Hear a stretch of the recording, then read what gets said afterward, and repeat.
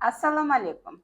Assalomu alaykum. Hafiza, bugun Faberlic kompaniyasining qaysi kremlar haqida suhbatlashamiz? Bugun biz Faberlic kompaniyasini Gyaluronka seriyasi haqida suhbatlashamiz. Bu seriya chiqqan paytda men juda ham xursand bo'lganman, chunki bu seriya xuddi mening yuz terim uchun chiqarilgandek bo'lgan. Chunki mening yuz terim quruq va ajinlarga moyil seriya anaqa yuz terisi bo'lib va juda ham yupqa edi. Gyaluronka seriyasi bo'lsa, aynan ana shunday quruq, yupqa bo'lgan yuz terilarni yanada ularni namlantirish va u terini qalinlashtirish, ajin tushishini oldini olish va o'sha ajinlarni yoyish vazifasini bajaradi.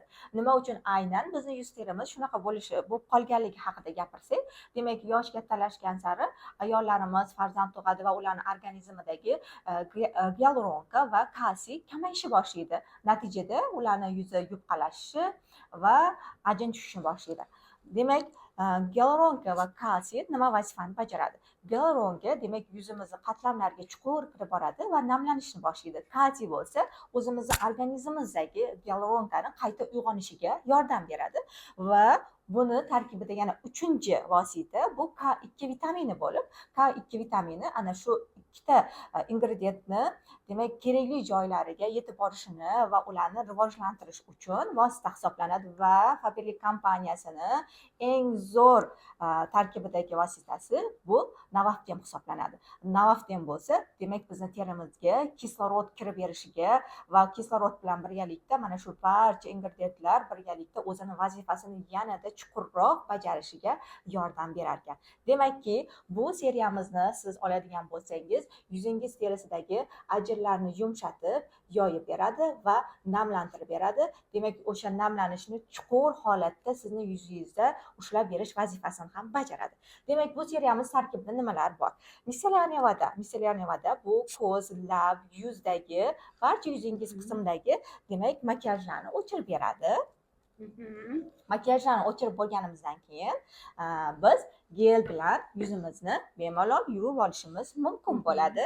Demak, makiyaj qoldiqlarini birato'la olib tashlaymiz.